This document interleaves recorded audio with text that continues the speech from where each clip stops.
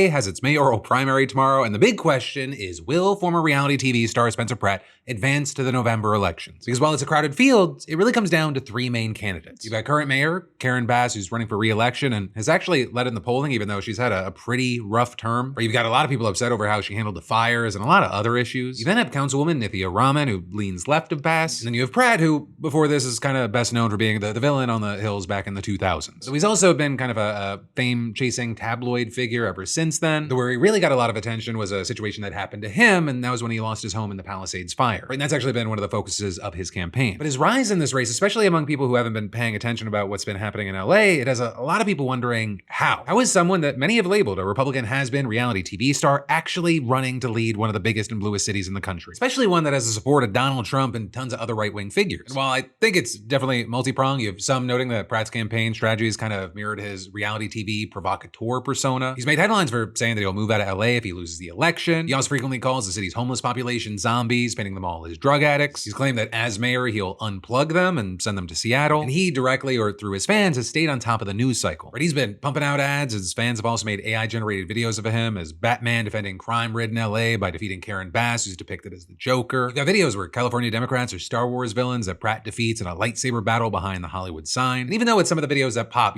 Pratt didn't make them himself, he's really leaned into them and reposted them. It's made them a major talking point in the race. So with that, you're seeing Republicans across the country like Ted Cruz, Matt Gaetz, and Jeb Bush sharing them and applauding this kind of content. But then of course also, he's gotten a ton of attention for one of his own campaign ads highlighting the fires. This is where I live. They let my home burn down. I know what the consequences of failed leadership are. In there, he's standing in front of an Airstream trailer on his property, though then there was this whole controversy. A TMZ report revealed that he doesn't actually live in that trailer and instead lives in an expensive hotel in Bel Air. With Pratt telling the outlet that he has to stay at the hotel because he's gotten death threats and needs the security that it provides. He also said that he never told anyone he lived in that trailer, but also you just watch the ad, he literally stands in front of it and says, "This is where I live." And so with this, it really so much more. You have a lot of people comparing his run to Trump's back in 2015. With that, some saying like Trump, Pratt often accuses opponents of corruption and fraud. But with all this, it does seem like Pratt is trying to ride a certain line, because LA generally does not like Trump. It would be very hard for a fully MAGA Trump candidate to become the city's mayor. So actually with that, when NBC News asked Pratt about this a few days ago, he tried to insist that most of his supporters are actually Democrats. I don't need anyone's endorsement but mothers. That's who's getting me elected. People keep forgetting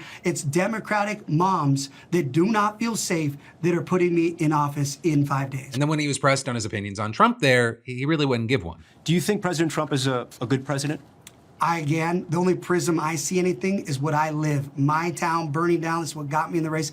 I'm in a local race. You're not afraid of anything. You're not afraid of giving your opinion on anything, but you won't give me an opinion on President Trump. And I get it, that his endorsement, his blessing may not be good for you. It likely isn't good for you in LA. That's your But opinion. if you're fearless, what do you think of President Trump? You're a Republican, right?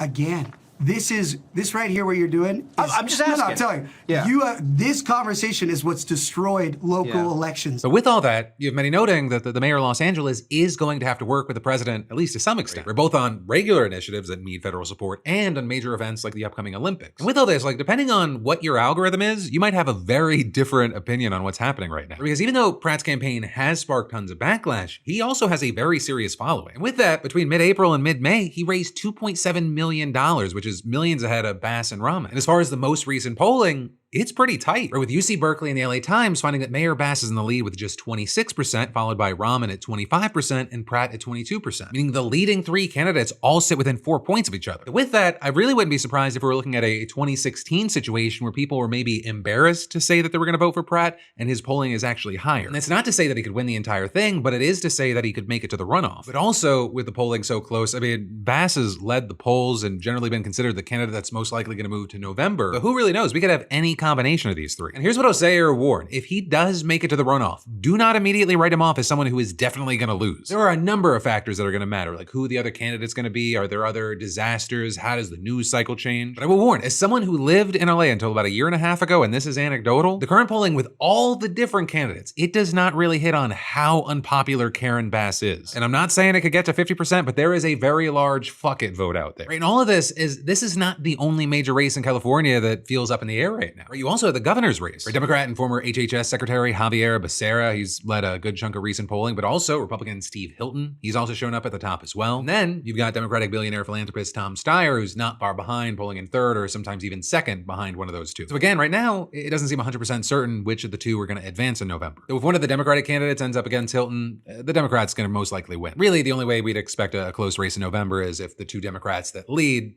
they get through the general.